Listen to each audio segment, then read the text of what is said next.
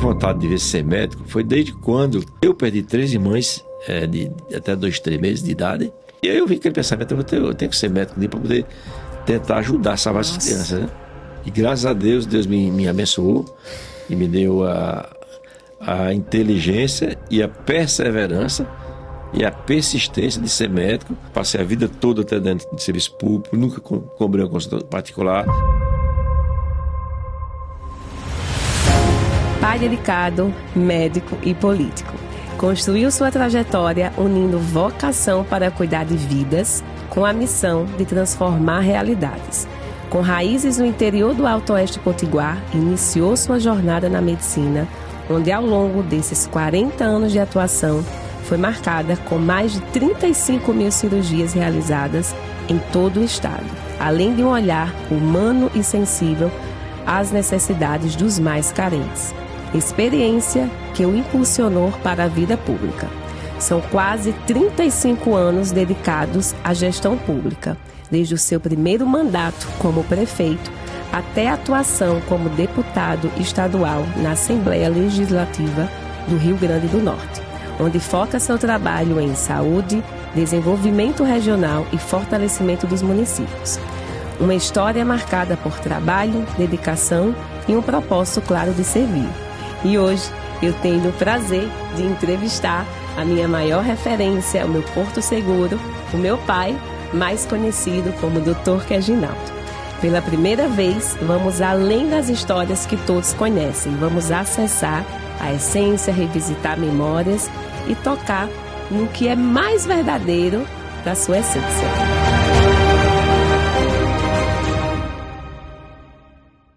Uma respirada aqui, porque o negócio aqui não tá fácil não, tá...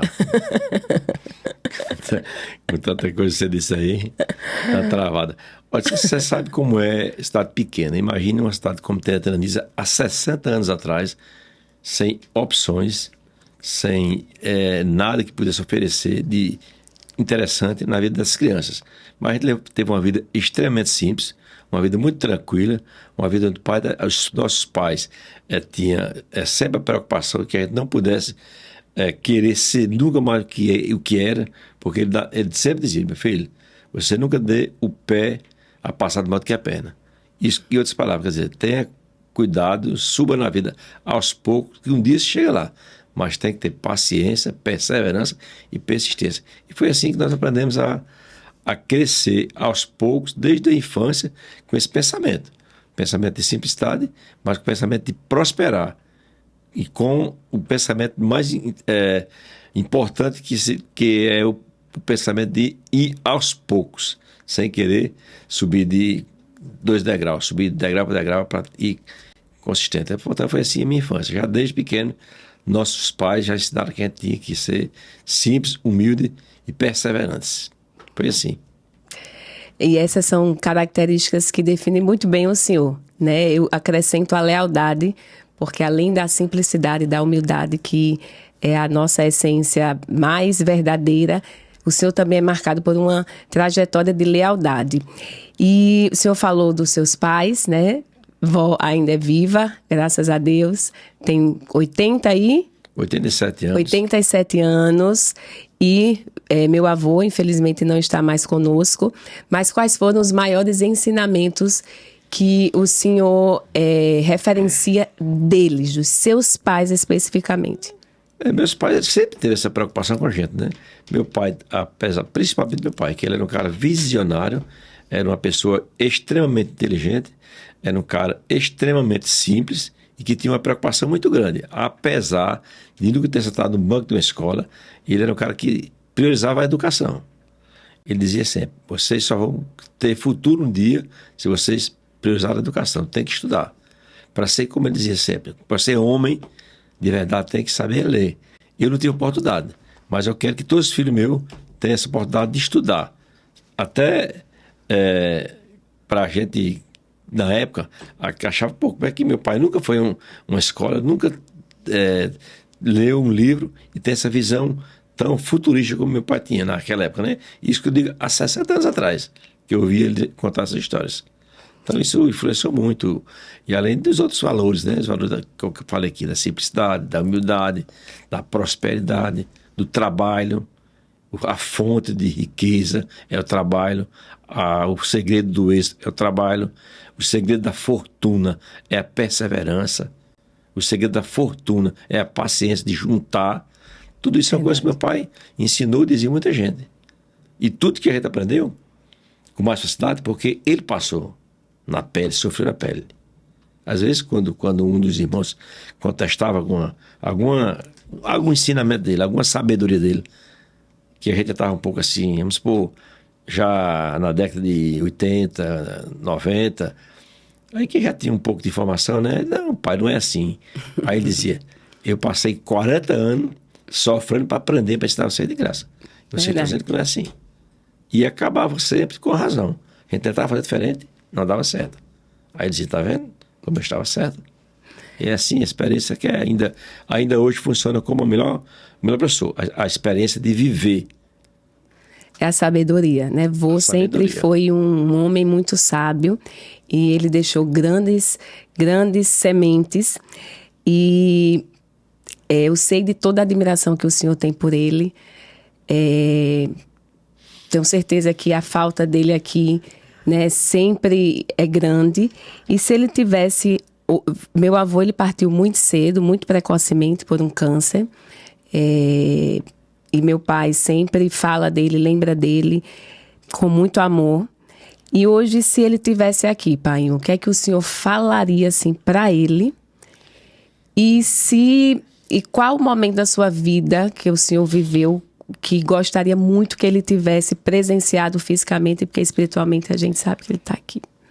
Eu acho que a gratidão, quer dizer, agradecer por tudo, né? Pela pessoa que me tornei, pelos princípios que ele ensinou, que ele pediu para a gente sempre valorizar esse princípio de honestidade, de simplicidade, de humildade e de sempre se apresentar menos do que você realmente é.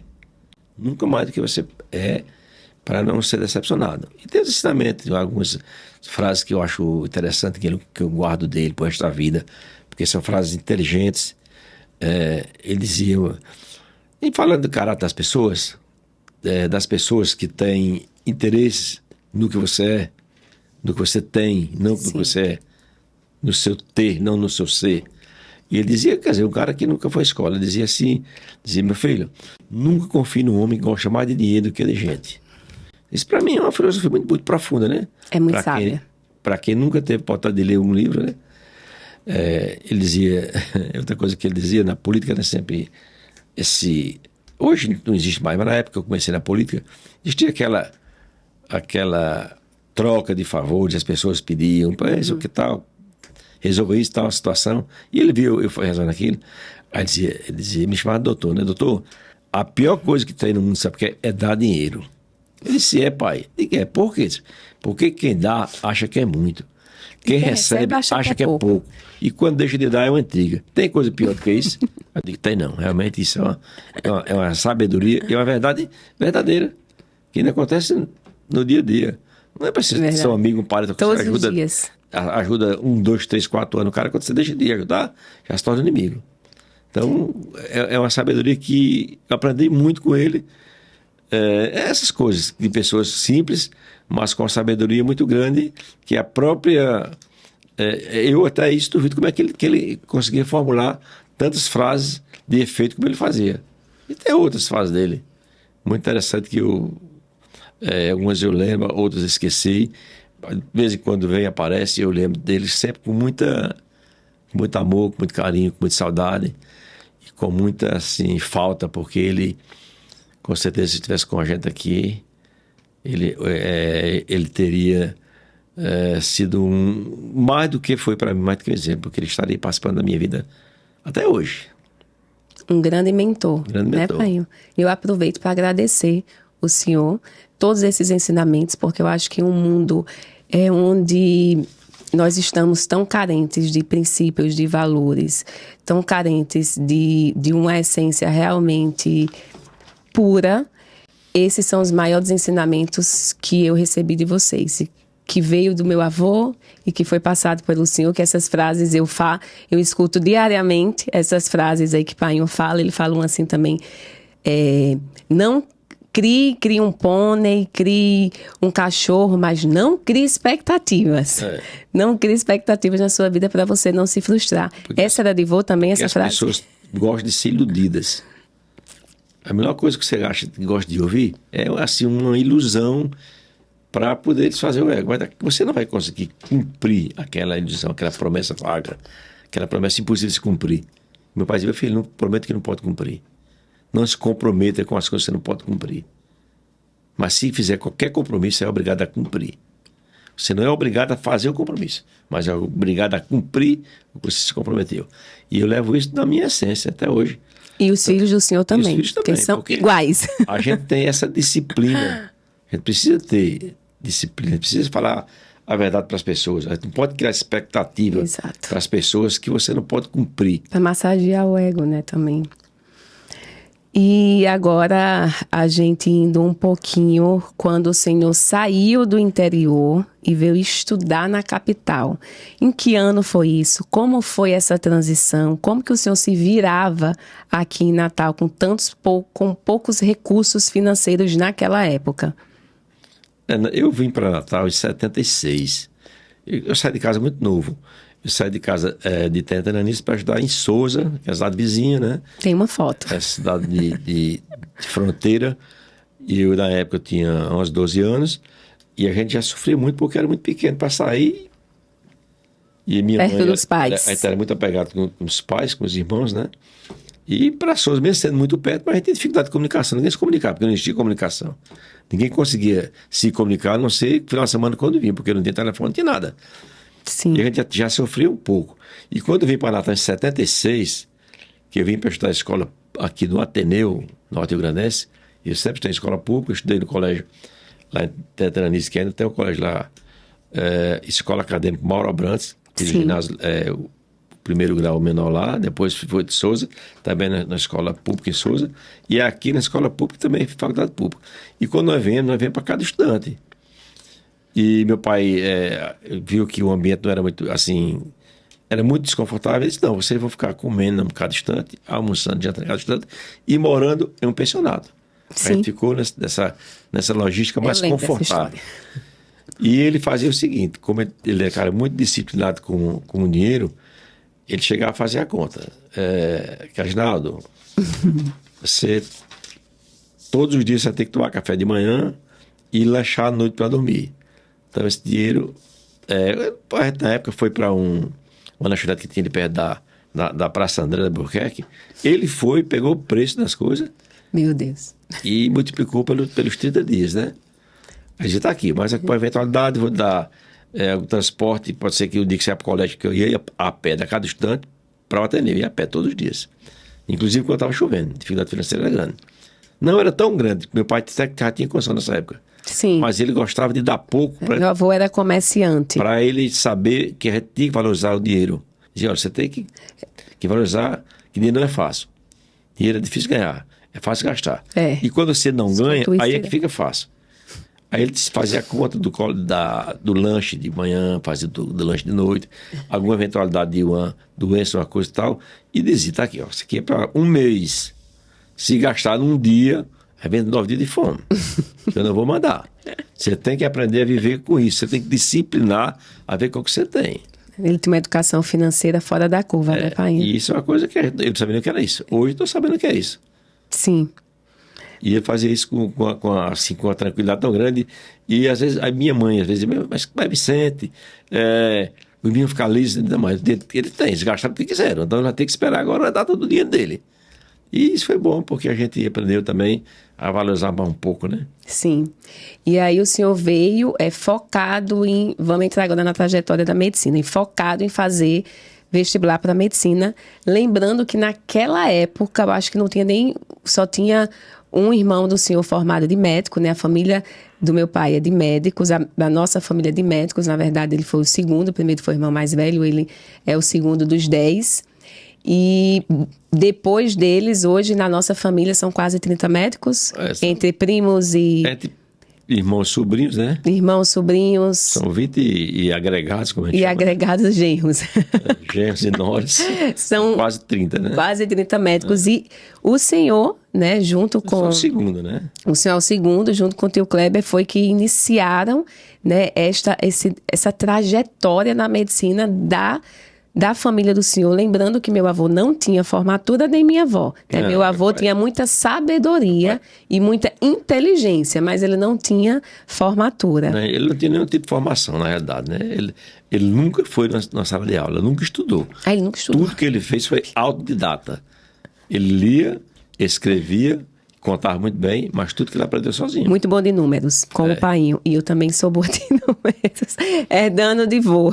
Obrigada. Aí eu saí porque a vontade de ver ser médico foi desde quando eu ainda era... Lá tinha 10, 12, 13 anos, e via a minha mãe perdeu 3 filhas, recém-nascida, com 2 meses, 1 mês, e nascida desidratadas.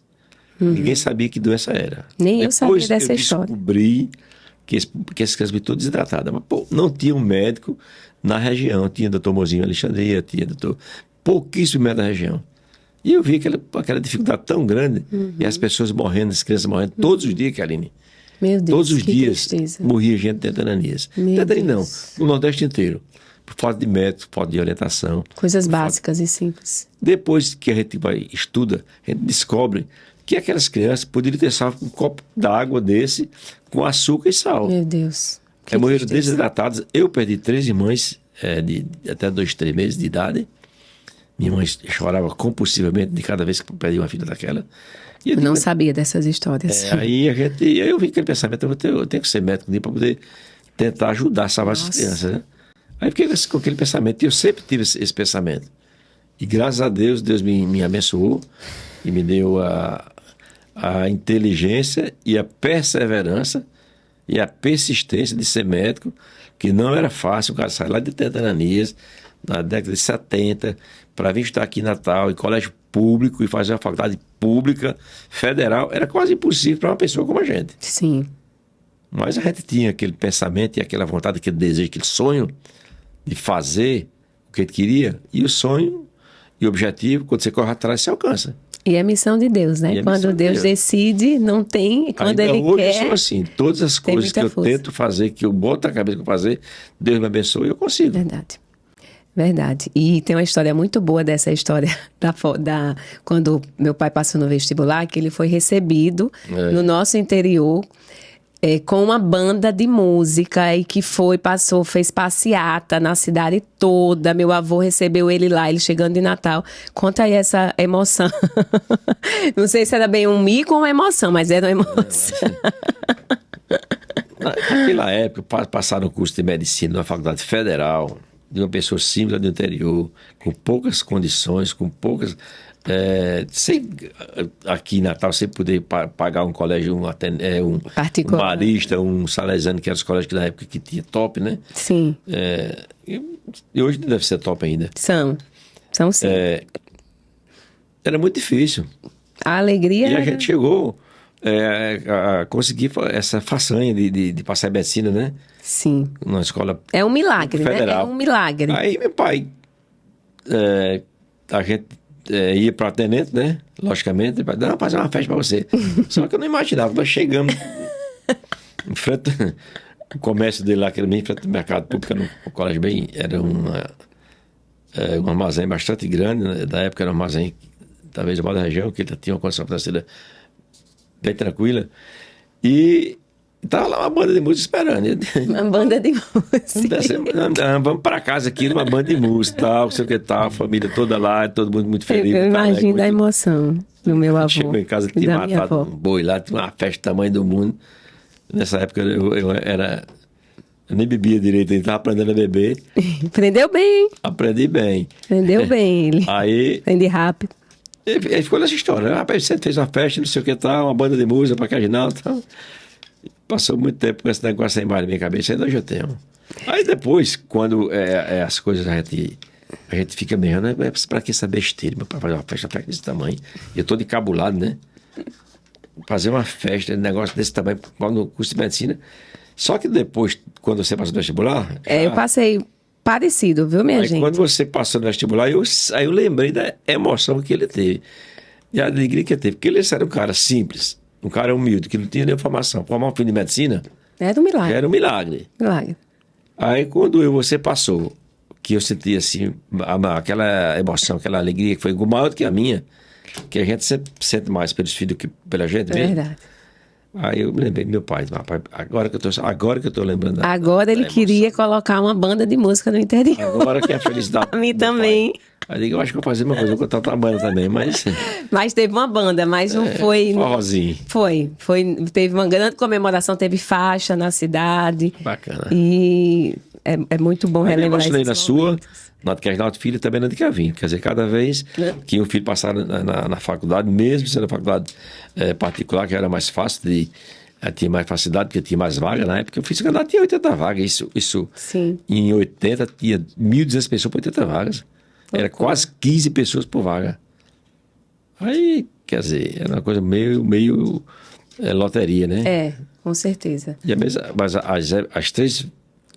E os três filhos seguiram os passos do pai, né? Eu tive a mesma emoção. Tem 3 filhos que são 3 médicos. E as 3 vezes foi 3 alegrias, 3 emoções diferentes. E todas as vezes que eu me lembrar do meu pai, o tamanho da emoção que ele teve, e eu, já médico, já com experiência, já com a vida mais tranquila, ainda me emocionava ainda muito com o êxito dos meus filhos na aprovação do vestibular da medicina. Agora vamos atrás dos netos, né? Para ver se os netos também Vocês vão alcançar. Ele já tem 4 netos, viu, minha gente? 4 netos. Um menino mais velho, Davi, 3 meninas, Catarina, Mariana e Maria Melina, que acabou de nascer. E depois de formado, né, o senhor voltou direto para o interior. Acho que formou num dia, no outro dia ele disse, vou voltar para o interior. Não quis ficar em Natal. E como foi essa trajetória? O senhor trabalhou em vários interiores até voltar para o seu interior, Tenente Ananias. Como foi essa trajetória? Na realidade, quando eu ainda estava na faculdade, né? Eu casei, né? Você nasceu. Sim. Aí eu já fiquei com uma dependência já grande do meu pai e do sogro. Meu sogro, né? Que eles mantinham financeiramente a gente, né? Eu morava aqui em Natal, né? A gente veio morar aqui em Natal. Deixa eu contar uma história, Painho, da minha infância, rapidinho. Eu era tão apegada a ele, ainda sou, mas desde pequena, que quando ele ia para os plantões na época da faculdade, eu adoecia. Eu ficava com febre. Febre. Sei que eu fui revirada de cabeça para baixo. Acho que foi até o Dr. Kleber Luiz, foi que deu o diagnóstico depois de passar por todos os médicos. Não, é febre emocional mesmo, é quando seu pai sai. Na época, hoje não existe mais, mas na época existia um CRUTAC, que era o Centro de Extensão Rural da Universidade. Eu acho que existiu até há pouco tempo. E você tinha a opção de passar um ano no CRUTAC, se quisesse. O pessoal que fazia medicina tinha 6 vagas para quem quisesse ir para o interior. Aí eu passei, na época, 6 meses lá em Santa Cruz, né? Sim, Santa Cruz. Da Santa Rita de Cássia, né? Sim. E 6 meses em Santo Antônio. Por quê? Porque eu precisava sair da faculdade já preparado para poder enfrentar o dia a dia. Porque eu era casado, já tinha você, já tinha necessidade, e eu estava doido para me livrar daquela dependência. Sim, porque eu sempre... dependência do pai e do sogro, né? Porque tudo que depende dos outros é ruim, tudo. Dependência emocional, dependência financeira, dependência, qualquer dependência. Eu sempre pensei que tinha que ter independência desde quando eu ainda me formar. E por isso que eu tive que sair para fazer o CRUTAC. Quando eu saía para Santo Antônio e Santa Cruz, você ficava em casa e às vezes tinha que voltar porque você tinha essa febre que não tinha nenhum remédio que passasse. Você não dá trabalho desde aquele tempo. Eu sempre fui uma filha maravilhosa, na verdade. Painho, e toda a sua trajetória médica sempre foi, né, a população mais carente mesmo, a população mais humilde, foi sempre na gestão, foi sempre no atendimento público. E de onde vem, né, essa vontade, essa missão? O senhor conseguiria explicar de onde vem esse amor pela população mesmo, posso dizer, mais carente e mais humilde? Aline, eu nasci numa cidade muito pequena, uma das pessoas sempre, a grande maioria das pessoas simples, pessoas humildes, e eu me criei daquele jeito ali, pela a própria formação familiar, meu pai, minha mãe, sempre deu uma preocupação muito grande, a gente nunca perder a humildade. Sim, e servir na sua cidade. Que a humildade abre portas. E ele sempre dizia isso, nunca perca a humildade, porque todas as pessoas que são arrogantes, prepotentes, um dia elas caem, e quando caem não se levantam mais. Então a gente sempre teve essa preocupação de não passar os pés pelas mãos. Eu disse que eu devo muito a meus pais. Minha mãe, ainda hoje, ela com 87 anos, tem ainda a mesma preocupação. Diz, olha, graças a Deus que meus filhos tudo humildes, todo mundo aqui em casa nunca quis ser mais do que o que é. E a gente fez isso é uma característica essa lição forte. de casa muito grande, porque era uma coisa que ele batia sempre. E aí as cidades interiores, sempre também a grande maioria, cidade simples, cidade pequena, a dificuldade de médicos era grande. Muito necessitadas, né? As pessoas muito com dificuldade financeira grande também, não tinha muita oportunidade de pagar a consulta, de ter plano de saúde, nada. Sempre era no SUS mesmo, né? De verdade. E a gente sempre, eu fui concursado no Estado, em 87, fiz o concurso do Estado, passei em 87. Passei a vida toda atendendo de serviço público, nunca cobrei uma consulta particular, nunca deixei de atender uma pessoa porque não era da minha cidade. Às vezes eu estava em Alexandria, lá no banco, em Alexandria, a pessoa, doutor Renato, dá para passar um remédio aqui. Aí eu chamava a pessoa, passava a consulta ali, constava, rapaz, você consulta bem da rua, assim, ninguém bem que sei nem que essa pessoa. No carro, na rua, em todos os lugares. As pessoas me procuravam porque me conheciam, pessoas que eu nem conhecia. Mas me conheciam, né? Porque médico na cidade pequena, antigamente, era pessoa que o povo respeitava muito. Hoje não respeita mais muito, não, né? Hoje mudou muito. E também a medicina hoje está muito mercantilista. Verdade. As pessoas entram na faculdade pensando em enricar e acabam se frustrando, porque não está dando mais para enricar, não. Não está dando para sobreviver e com dificuldade. Por quê? Porque as pessoas pagam a faculdade cara, normalmente as pessoas não tem como pagar, pegam dinheiro emprestado do banco e o banco não perdoa. E as pessoas ficam frustradas porque não tem mais salário que ele achava que ia ter. Ainda com dívidas. Porque está batendo médico no outro e tudo quanto é canto. Verdade. E com dívidas astronômicas. Porque ninguém faz um curso para menos de R$1 milhão. Verdade. Ninguém sai da faculdade sem dever menos de R$1 milhão. E R$1 milhão, se você pagar 1% também, dá R$10.000 por mês. Para quem não sabe fazer conta. Então você tem que fazer essa análise de você fazer um curso de medicina porque você ama a profissão como eu amo a minha profissão. Que medicina... Que o maior amor da minha vida ainda é a minha profissão. Porque ali é onde tudo que eu consegui foi através da minha profissão. Tudo que me dá mais alegria é através do bem que você faz às pessoas, do cuidar das pessoas. Porque as outras coisas a gente consegue. É só querer. Agora, o retorno emocional... Só a profissão dá. E como meu pai sempre teve muito essa característica de atender em qualquer lugar, em qualquer hora, de qualquer jeito, em uma das cidades, ele com 33 anos, que eu lembro muito bem, porque era a idade de Cristo, foi quando ele foi lançado na primeira candidatura de prefeito, né, numa cidade que não é a nossa, não é Tenente Ananias, é outra cidade. Ele chegou lá sempre muito solícito, muito carismático, servindo muito, que é o que ele faz de melhor, e em pouquíssimo tempo ele foi lançado lá como prefeito. Então, essa foi o primeiro momento de transição. O senhor considera esse seu primeiro momento de transição para a gestão pública? Um momento que eu entrei na política foi em 92. Exatamente quando ia ter eleição de prefeito. Tinha 8 anos. Quando ia ter eleição de prefeito, em uma cidade que eu não tinha parente, que não tinha... familiares, mas devido ser um cara muito ativo, porque o médico ali na cidade pequena é o seguinte, hoje ainda é assim, o médico que faz procedimento, o médico que opera, o médico que faz resolve a vida das pessoas, aumenta em relação à população a credibilidade. Sim. Diferente do médico clínico, que não vai tirar o método do médico clínico, mas só que a população vê o cirurgião, um obstetra, com um médico a mais, entendeu? Sim, que resolve problemas mais complexos, digamos assim. Na cabeça deles, que às vezes nem é. Mas o procedimento sempre é complexo, né? Mas aí eu tinha isso de operar, de fazer parte, de fazer curetagem. E tinha outra parte social, que eu jogava futebol, e jogo até hoje. Sim. Gostava de cantoria, gostava de toda a parte social que tinha na cidade, eu estava dentro.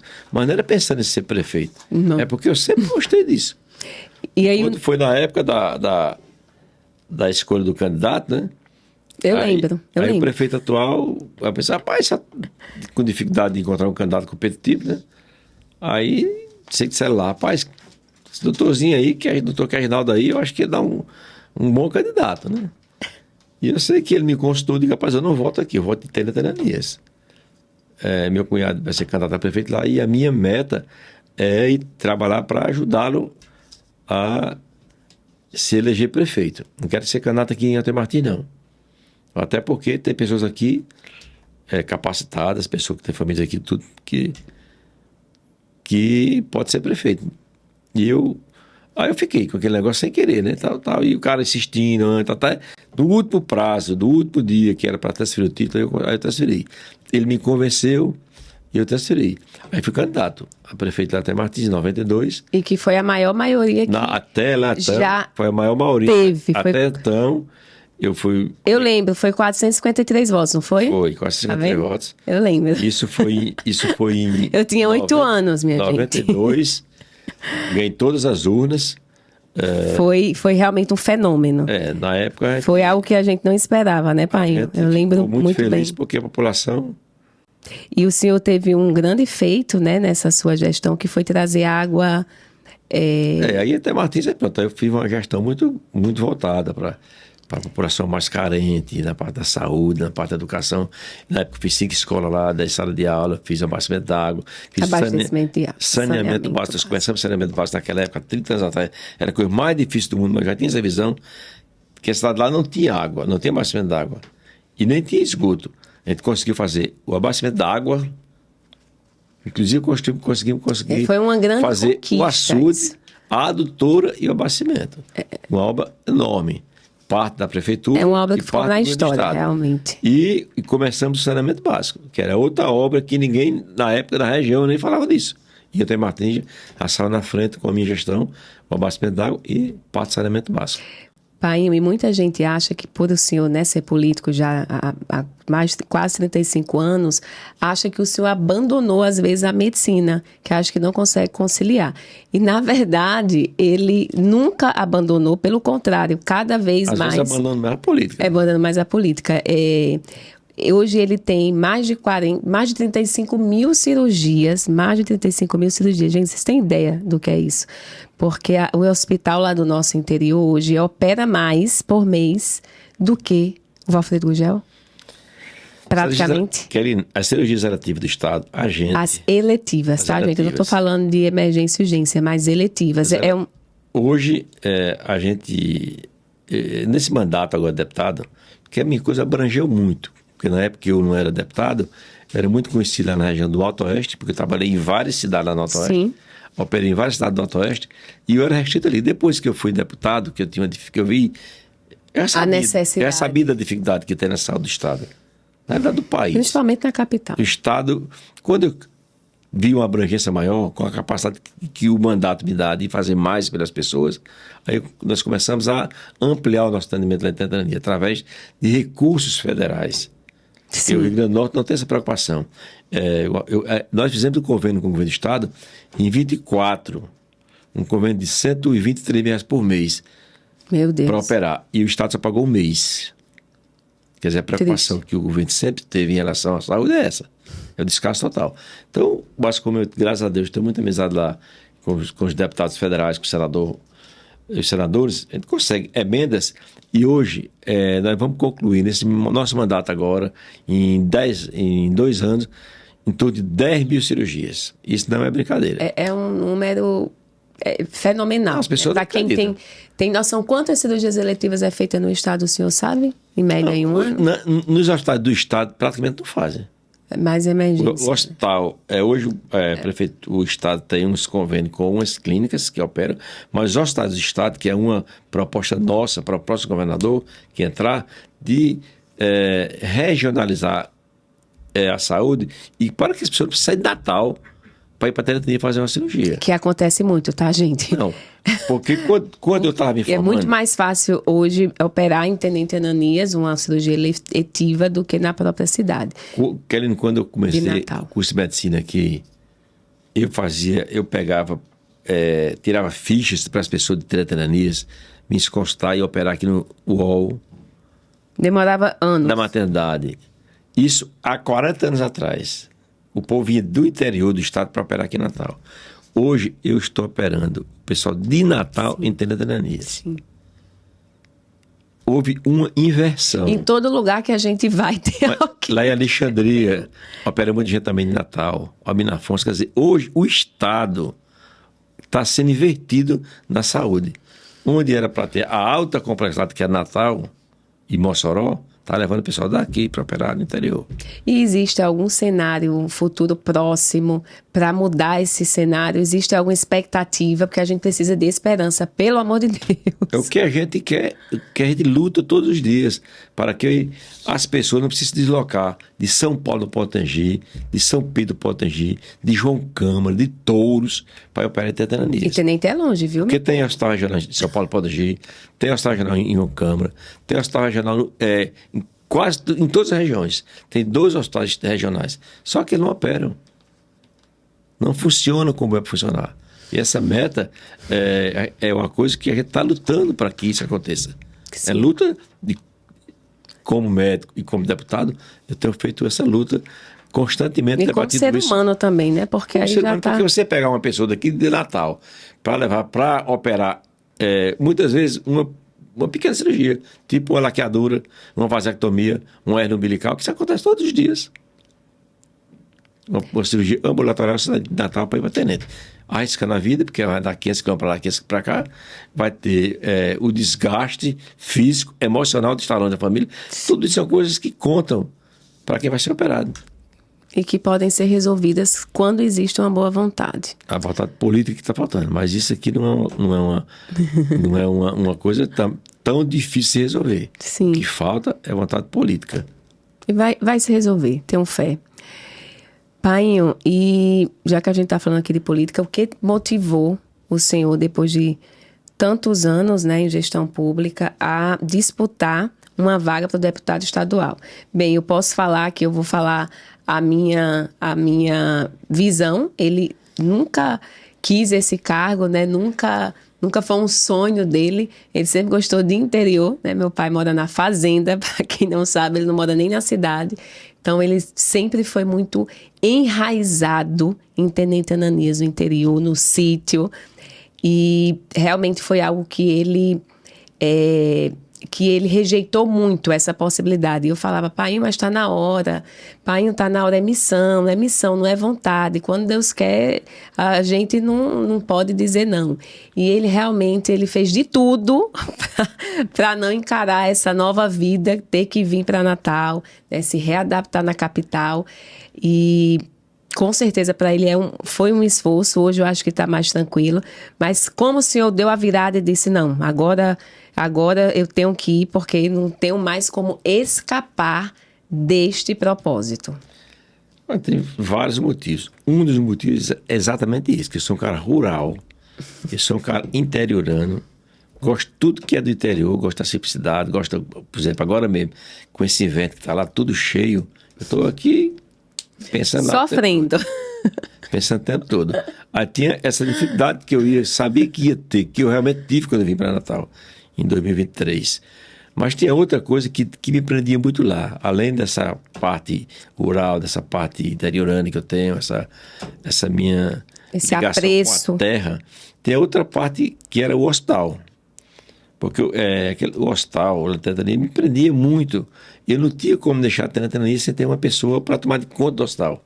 Hoje, graças a Deus, tem um menino lá, que é Renato Filho, que vai lá, operam lá, que é o Vim que está tomando conta do hospital, que já está 10 anos lá no hospital, hoje está fazendo tudo que eu fazia, até melhor do que eu fazia. Que são os meus irmãos, que eu tenho muito orgulho também. Deixa eu aproveitar e parabenizar eles pelo grande trabalho que eles estão fazendo. O meu irmão é cirurgião oncológico, é talentosíssimo, e meu irmão mais novo é cirurgião geral, também talentosíssimo, e hoje eles fazem essa sucessão aí, né, de painho lá no interior, por isso que eles conseguem esses números exorbitantes de cirurgias realizadas com o painho e com a equipe dele, que são os filhos dele.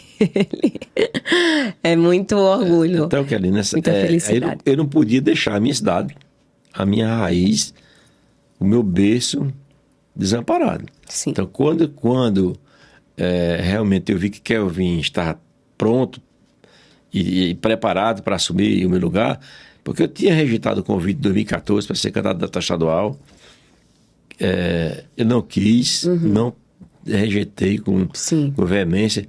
2018, também, que eu votava com Gustavo Carvalho, Gustavo me convidou para ir para estadual, que ele iria para federal.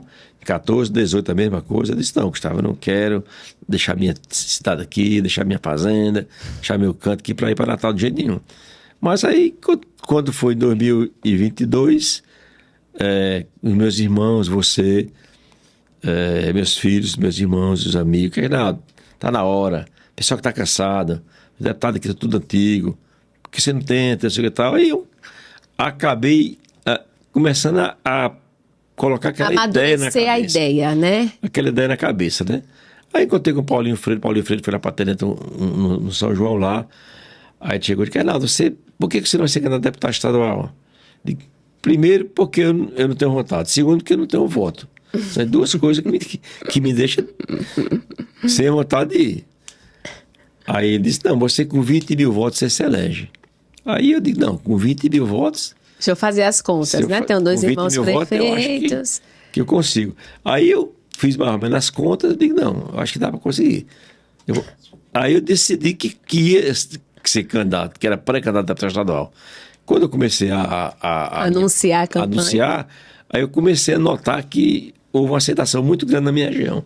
Todo mundo começou a realmente me incentivar e me estimular. Sim. E começou a crescer meu nome, né? Sim. Quando começou a apontar as pesquisas, eu comecei a apontar em pesquisa. Aí quando começou a apontar as pesquisas, aí os caras que tinham me convidado para ser candidato, que me elegiam com 20 mil votos, já não me aceitaram mais.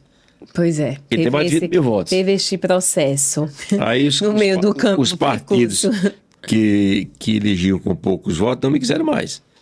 Foi rejeitado por vários partidos. Aí eu acabei indo no partido mais difícil, né? Foi no partido mais difícil. Fui para na época chamaram de nominado da morte, né? Que tinha 12 deputados de mandatos, 12 deputados eleitos, Meu né? Deus. E eu nesse meio, né?